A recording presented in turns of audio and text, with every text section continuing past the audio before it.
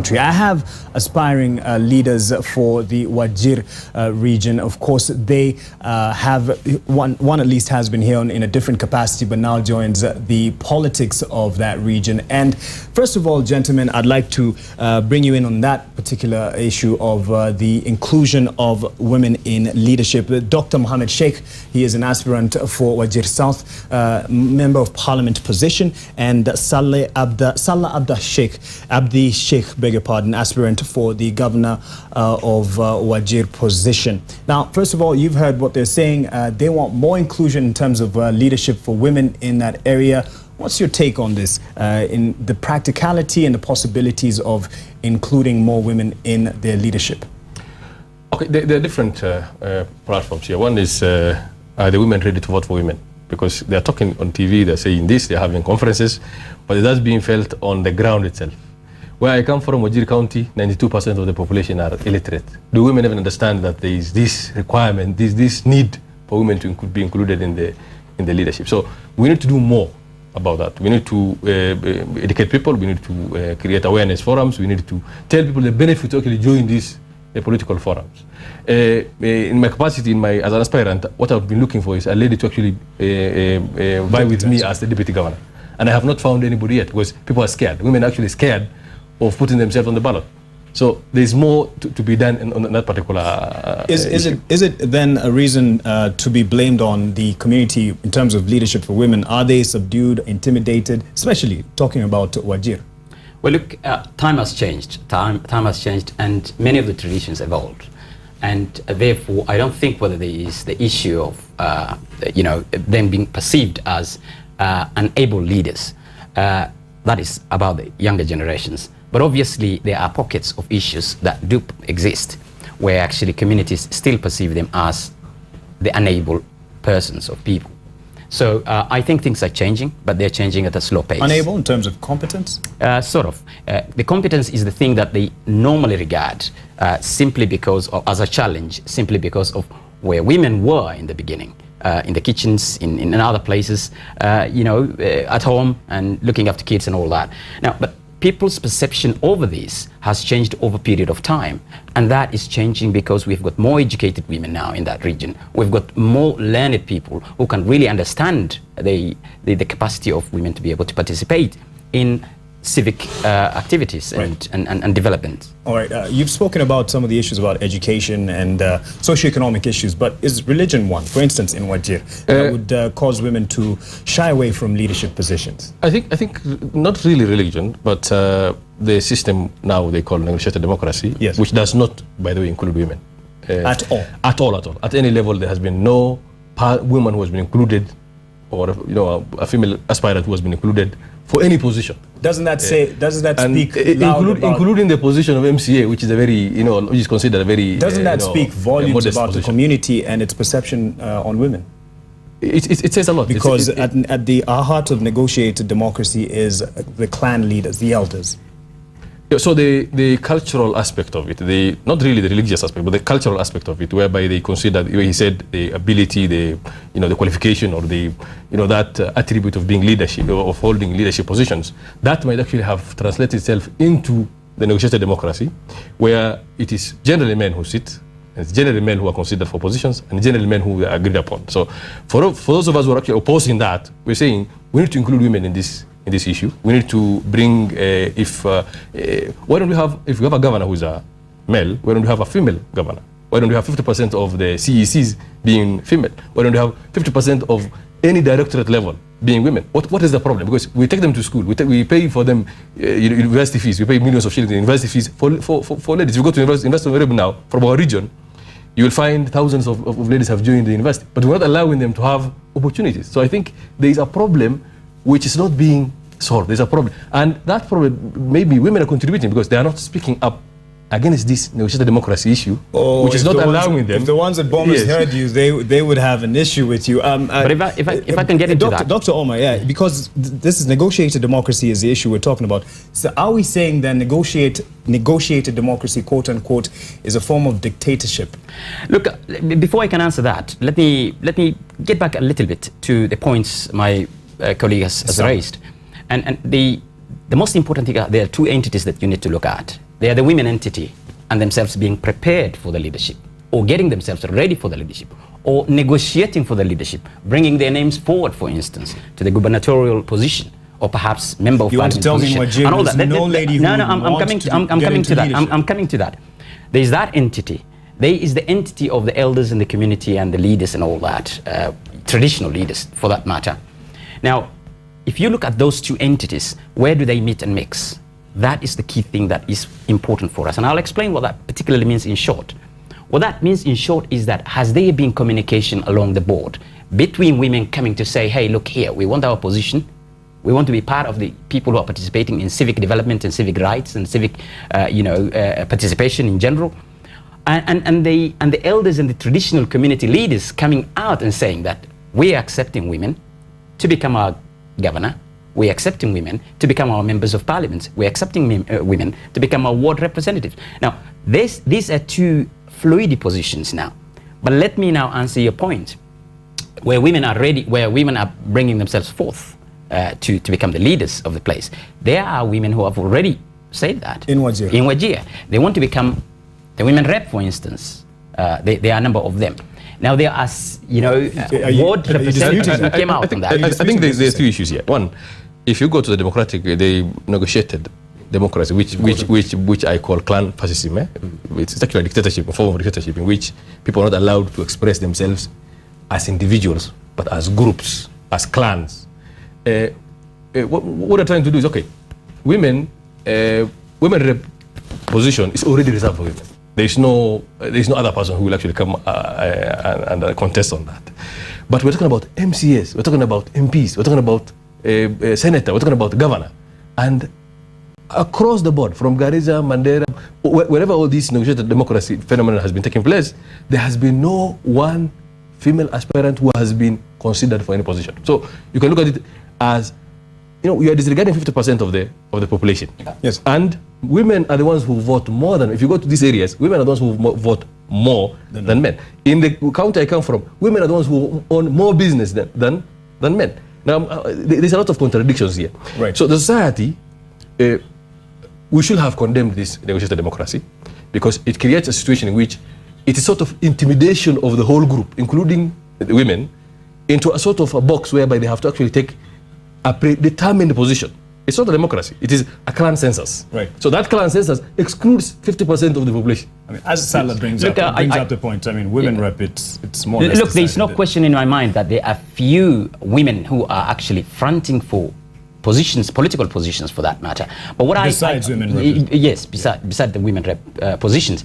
But what I tend to disagree on is that the issue of negotiated democracy, the way it is perceived, the way it is seen, the way it is considered within societies is actually upside down. I'll rather put it that way. We are told it is negotiated. Right. Now, obviously there is a democracy that is going within the community in the sense that they are coming together, deciding who becomes their leader and why they should be, that person becomes their flag bearer. So you pretend that it is all inclusive? It is all inclusive in the sense that, for instance, if it's just some elders who are negotiating this, I think the elders are representatives of the communities. I'll complete my point. I'll complete my point. You see, elders are representatives of communities, are representatives of clans, tribes, and the likes. Now, they have got the say from within their clans. The words and the important points that have been raised by their communities is what they bring to the table and discuss. And they say, hey, look here, what we think is that this is the right person who is supposed to be leading our community. A very simple example is the way I came through. We have gone into a negotiated democracy. We have done ballot papers, through secret ballots. We had 34 elders, community leaders who are coming from each sub-clan. And within those are the ones that are discussing and saying, look, we have decided that this is the person, the right person for us. So that is already a negotiated democracy. On that point, that is inclusive. Yes. We are a constitutional democracy. In this country, we have a constitution. We are a democracy in the sense we're not a failed state. Sure. What has been happening in northern Kenya is we are pretending to be a failed state. We are pretending that there is no IBC. We are pretending that there are no political parties. You have 34. In fact, it is the decision of the community that you have 34 elders. You have 34 elders. You have 34 elders. 34 elders. It doesn't include the youth. It doesn't include the women. That's over 75% of the population is not represented. So a cohort of the population are the ones who determine what happens in that population. How does that translate into failure as we go along? What happens is positions of executive positions in the county are shared along the same line. Eventually, women end up not being given positions. Youth end up not being given positions. What happens is that mediocrity is not, people are not being given positions based on merit or on need. They're being given based on clan numbers. I think That also excludes. Let me make a point. If I go to Wajir, there are 3 main clans, and there are 20 others.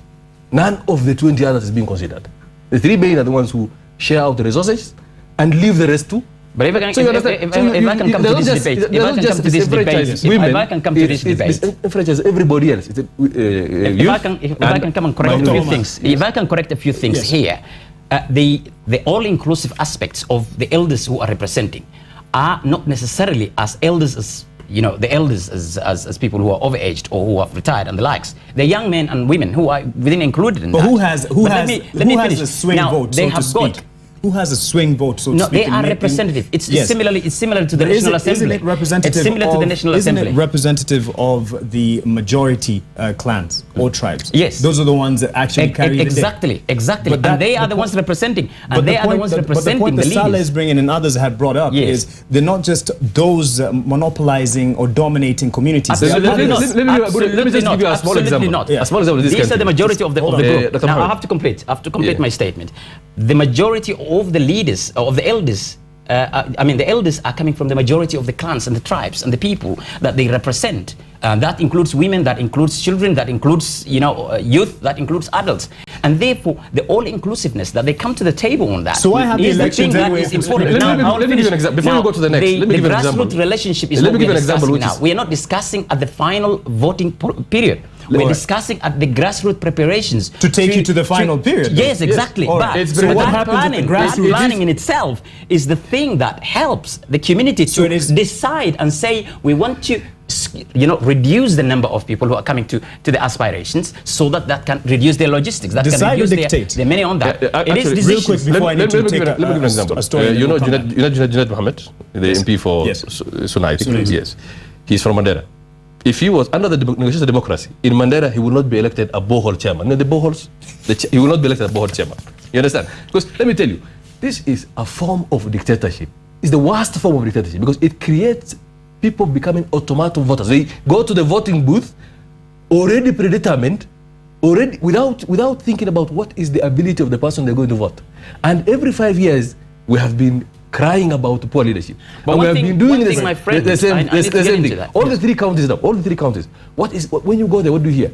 40 billion has come to this county. Nothing is visible. Why? Because of the system you have used. You have not used a competitive system. You have not looked at merit. You have considered only 25% of the population. The decisions of merit and experience are the things that the elders do consider on that. And therefore, they've already considered that. That is where they determine the individual to be able to be coming in and say that this is the man who is supposed to be our flag bearer or the woman who is supposed to be our flag bearer. Therefore, in that case, the issue of calling negotiated democracy as undemocratic, personally, the way I see it as that is that a few people may be unhappy with the process that they have gone through themselves. So you are happy because you're a beneficiary of this negotiated I am absolutely happy because I know the process, the way it took place. And the shoe wearer knows where it pinches. Let me give you an example. My brother failed on it. And therefore, that's why he's a bit antagonistic towards it. So it's already there. I come from the constituency which is Vine. I was born there, I was brought up there, I grew up there. I used to have cows and goats there. The issue is I will not even be considered in his constituency. Having been born there, brought up there, grew up there, went to school there, I will not be considered votes and numbers and who do you know? Votes and numbers and who do you know? I will not be considered an MCA and where you come from. Despite my abilities and despite my 18 years of activism, they will not consider me for an MCA. So you can expect now that kind of situation because I come from a minority class. So that's the point. You will think this is a system where they consider all the things he's talking about. No, this is a system of patronage. This is a system whereby few people impose their interest on the community. The unfortunate circumstance on that is that the gentleman sees it as not coming from a particular larger tribe, means that it is undemocratic for him not to be chosen simply because he's an activist. That is unfortunate for him. anyway, Not if he simply sees it because that he's way. an activist, No, because that's the point. he has a right to take part in this process. He feels he needs to be known. He needs to be known by the community. Simply because he needs to have participated within the Kenya. community, and that's where it works. So you want to tell me that we're talking of grassroots elections? We're not talking about the national level of elections. But what you're calling grassroots, who is the one who is to be taken to parliament? Not anybody who comes from anywhere. Dr. Omar, what you're referring to as grassroots elections and decisions. Exactly. Is what will lead to the final decision. Yes. So that is why there's human pride as to what will lead to the leadership. What will lead to there are definitely deficiencies. Who will lead? There are definitely deficiencies. There are definitely deficiencies in every process. The way deficiencies are there in the general elections in this country Dr. Mohammed, I think you should listen to that do people. exist is the same thing. Right. Therefore, people need to understand from the reality that the grassroots relationships and the communities, the way they build and develop and agree on points that for this year we want to see a leader coming from this particular section. Are you saying that this structure as it there is a point which needs to be said. Yes. There is a point which needs to be said. There are political parties. They will do what we call primaries. That is the start of the political process. How do you get to that? From the grassroots position? This issue precedes it comes before the primaries. So positions have already been predetermined. You see, perception what IEBC is going to do, what IEBC is going to do in Northern Kenya. One thing. Perception is one thing. The reality is I think you should allow me to talk. Okay. What IEBC is going to do in Odisha will be relevant if we continue the way we're going. Yes. Because already these are predetermined by a group of people, mostly those who have money and those who have larger tribes. So it disenfranchises everybody else. But I wonder what the minorities my brother and the Salah women would want to suggest. If you are promoting that, this is the same system that Somalia, which has been at war for 30 years, this is the 4.5 system that they use. We are not Somalia. We have a system that works. We should not allow ourselves. We should not allow a system that leaves out 75% of the population on pretext like on gender or on minority clans. All right. And let me just take this particular story on this particular issue we're discussing here. And women in Wajir have challenged the negotiated democracy brand of politics that is commonplace in the county, saying it denies them political representation. A group of women leaders who made the remarks during the low-key International Women's Day celebration had this to say. The few women made the brave steps against the dictate of centuries-old culture to celebrate the International Women's Day in Wajir. They walked through the town to enlist the support of hundreds of businesswomen in Wajir open market, but it did little to improve the situation.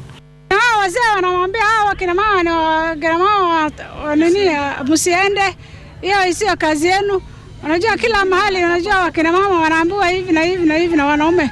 They are being misled by men. Sasa hiyo ndio wanasikiza. Despite efforts to reach a larger number of women and even placing commercials in the local FM station calling on women to turn up for the event, they still did not succeed. Kina mama wazee wanamwambia msiende. Ni wale wakina mama wa reject. Ni kina mama hawataka kusikia maneno wanaume yao. The women walked to almost empty Wajir Barazabak, and to attract a few onlookers, they doubled up as entertainers since there were no arrangement for that. Their efforts to raise the numbers to carry on with the day's activity proving futile. Any other public baraza and this place might have been parked. Despite the challenge, they carried on with the day's speech, which criticized what appeared to be the preferred brand of politics here. Kuna kundi za ugas na sultan walipochaguliwa, na hawa pia wanapigia debe wenzao wanaume, hawaangalii maslaha ya wakina mama. Wanapigia wenzao wanaume debe, hawataki wakina mama wa contest. Speaker after speaker challenged the Somali cultural practice, saying it is outdated and not applicable anymore. Kuchaguliwa kwa kura si mambo ya kwenda kwa msikiti. Hatuendi kusalisha wanaume kwa msikiti. Hatuefukui kadi, hatufungi wanawake ndoa. Tunasimama kura na tunaenda ofisi. Ni kama kazi ya kawaida ile tulikuwa tunafanya mbeleni. Si kazi ya dini. ni kazi ya ofisi. They called on mothers to rally behind fellow women aspirants in 2017 elections. Nurdin Al-Moge, NTV, Wajir County. It's a good place to pick up on the discussion with Dr. Omar and Salah Sheikh, both who are aspirants in Wajir. Dr. Omar for the Wajir South Member Parliament position and Salah Sheikh for the governorship position. And you've heard, at least you've seen some of the ladies who are vying for MCA positions and their sentiments about the lack of inclusion for women, and they're seen as rebels if they do in fact try to vie for political positions. One of the ladies there says that this issue of negotiated politics of democracy is outdated and does not serve our needs and our reality now with the constitution that we have. Absolutely. Look, there are things that are important to be improved. There are things that really need to be looked at and therefore changed. Like, allowing women more participation in the civic position is no doubt one of the principal things of any human rights. Now, that needs to be considered and that needs to be looked at. The way it is being observed and looked at is the problem. And that is where the elders have failed. And there's no doubt about that. I mean, nobody can be in the woods to be able to disagree on that. And therefore, what I normally see is that the way negotiated democracy has been crafted, developed, and established is the thing that is wrong. But it itself, in principle, it is the best way communities can be able to negotiate their positions, simply because they are larger tribes, they are smaller tribes, and they are the middle ones. And therefore, bringing them together and harnessing that, there has to be a process that needs to take place. What is the alternative is the question for me. What is the alternative? Is go to the elections and let people decide. What is the alternative is the question for me. With their vote. From within communities, that is. From within communities. What is the issue that was, for those who don't understand the inception, the genesis of this whole structure, what was the issue that it was trying to solve? Or at least, what was it trying to avoid? What it was trying to avoid and to resolve is it was trying to bring in harmony within communities. The harmony that it brings within communities is that people sit down on the table, discuss and say, look, we want to have a single leader. We want to have a leader who is going to take us through forward, and this is the person that we have identified. Is this because, now, elections and at least the choice for everyone to go by whatever they decide didn't work? Let me come to a very important point here. A cosmopolitan, city like or region like Nairobi, for instance, there's so many people that are within that. The best option out for them is to go into the ballot on that. Now, what you don't really understand is that back in Wajir, for instance, there are the three major tribes. The three major tribes want to come to the table. There is one gubernatorial position. Everybody can vie and vote for that. But what really happens is that they are the minority tribes and they're the larger tribes. What they need to do is to come together and say, look, I'm going to give you this position as a deputy. You give me this position as a governor. Now, is there any consideration given to performance and competence? Until we reach a level where we say that we have got no tribal positions, we have to accept the reality that there are clans and tribes people live in, and therefore they negotiate out their resources. Kenya as a country also represents many tribes. Look, you are expecting me to be standing up when I'm a baby. I need to crawl first. And these communities need to be given that opportunity. Exactly. 53 years is just about a year ago for us. And that is what it is. It is still the same thing happening in Kenya, in the presidential position, for instance. Right. People are on tribal nothing things. right about people it. Nothing right about it. Therefore, don't look at it on the Wajir aspects on it. It's not just Wajir. Allow the people to reach a level where they can say they have reached a level good. With all due respect, certainly. You have been to the world. Sure. You have traveled more than I've traveled. Yes. I have read about it, probably I've traveled a few places, but you have traveled and you have lived in places. Yes. I don't think whether that is the experience you want to bring to us. No, because if that is the experience, if those of us, those of us who are educated, those of us who have seen the world, those of us who have experienced how things are out there, should not be advocating for a system that in itself is based on discrimination. To the contrary. I never advocated for Let me finish. You had your chance. To the contrary. You had your chance. You had your chance. Let me finish mine. We should not. Because one, what is the experience we are transferring our people, to our people? 92% of the population that is illiterate. what brings about this negotiated democracy is not because there is need for harmony. Harmony is the state that's supposed to assure us that harmony. And because we have these internal things that are going around which nobody understands, that is why that area people look at it as a security zone. That's why that area is never settled. If you remember, the negotiated democracy took place, it was highly implemented to the letter in Mandera. What happened in Mandera the last 5 years? Over 300, 400 people were killed in clan clashes. Because this system, the ones who have the numbers, the clans that have numbers dominate everything. Right. And they actually divide everything among themselves, including the county resources, which becomes a thorny issue, which creates the same disharmony that they were scared of. Right. So you see, if the system is against the constitution, provision of the constitution say more than 2/3 cannot be one gender, isn't it? That's the provision of the constitution. If it cannot bring somebody who is on merit, if I cannot be elected on merit because of what I am proposing, because I am proposing programs that solve issues. Your point being, it is unconstitutional. It is unconstitutional. It's unconstitutional. It's against the election laws. If somebody, any lawyer looks at it, it's against the election laws. Because it treats people, it treats the voters. They come together. They actually treat the voters. They give them food. They give them, some of them give them. The elders are paid. You understand? So the whole system reeks of unfairness. Right. But there's one thing that still stands where we started.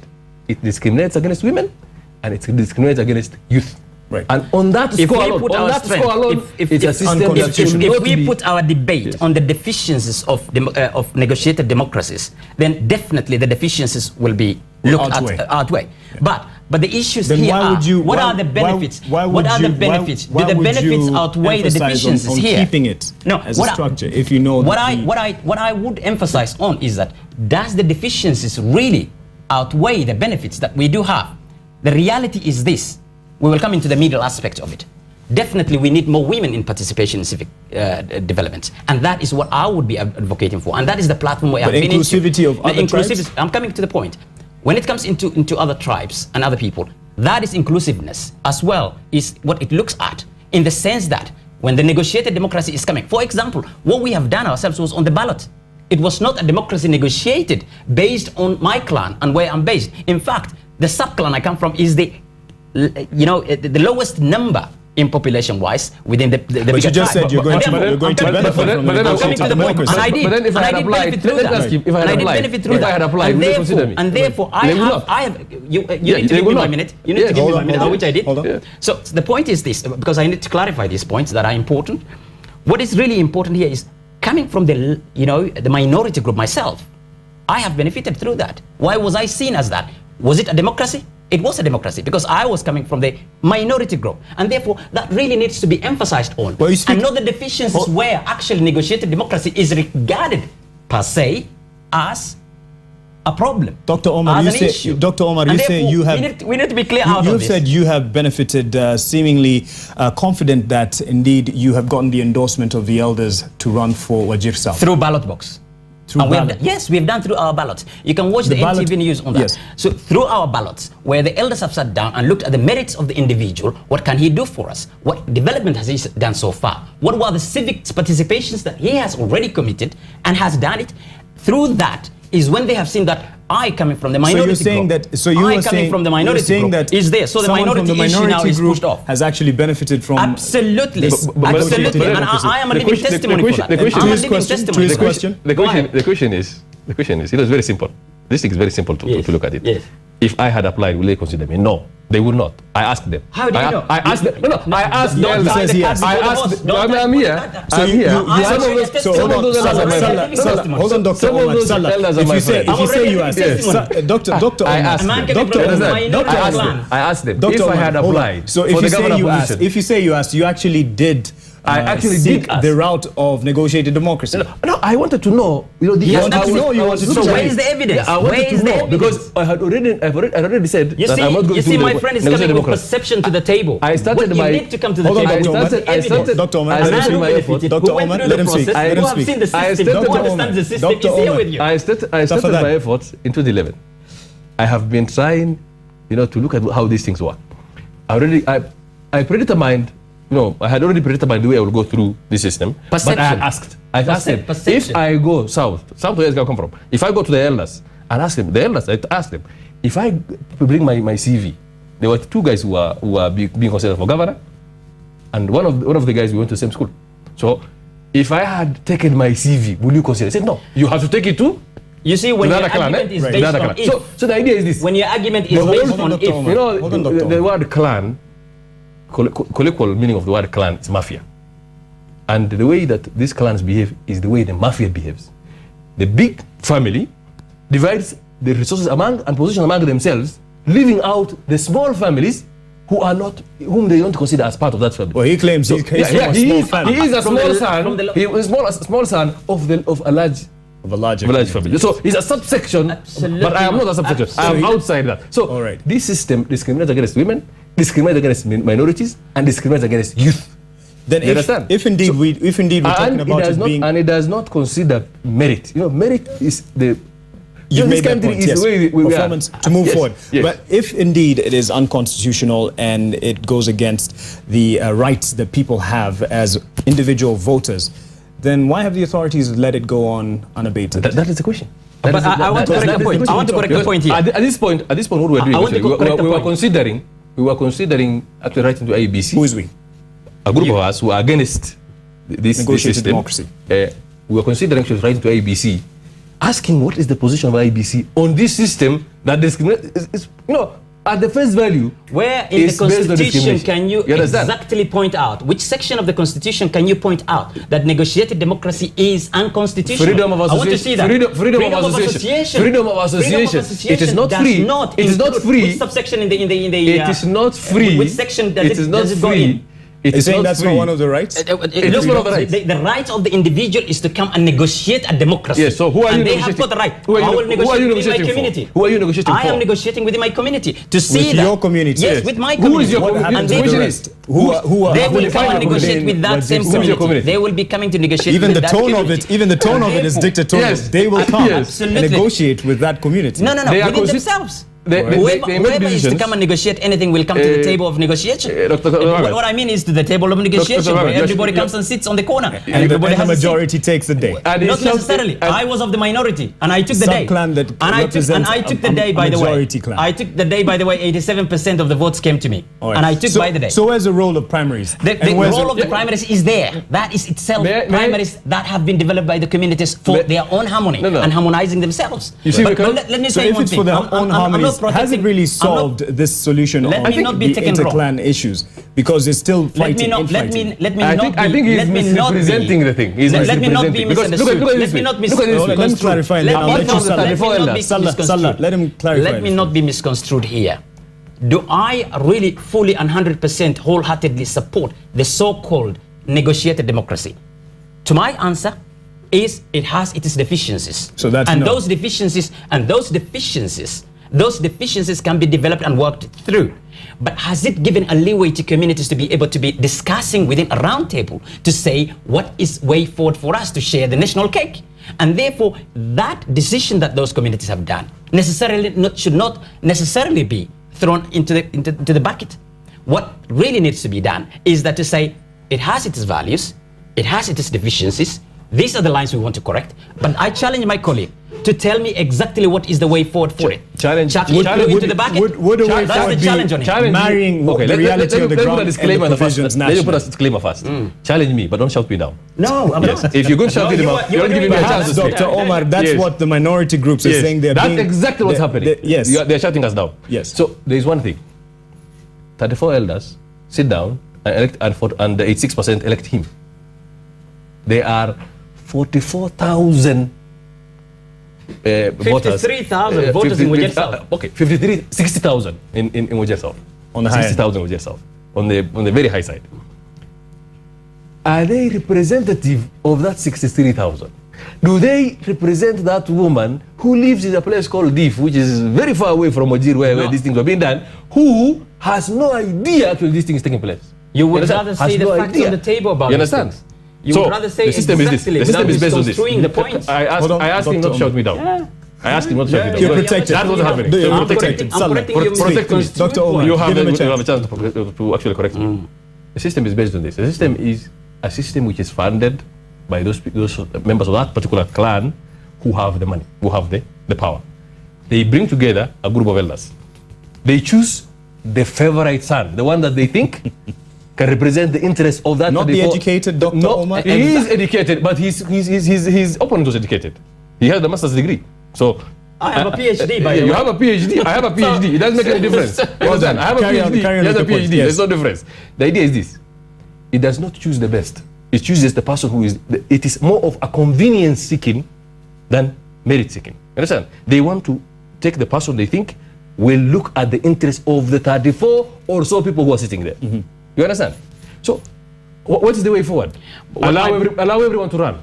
What my brother is not discussing, its origin, the reason why it is there. No, you've already explained the origin, but people are saying even from the ground that it's not working for the reality that we have right now. But against this strong opposition, or at least reality that has been entrenched for years, you're still running with a separate party? Yes, I'm running on Third Way, Ngamia 1, and I'm running on 3 pillars: social security, literacy, and planning of settlements. Given the reality, do you really have a chance? Given the reality, I have a chance. I have a chance because you saw on the ground there are people who are uncomfortable with this thing, and very many people are. By the way, his opponent, whom they said will not run, is going to run.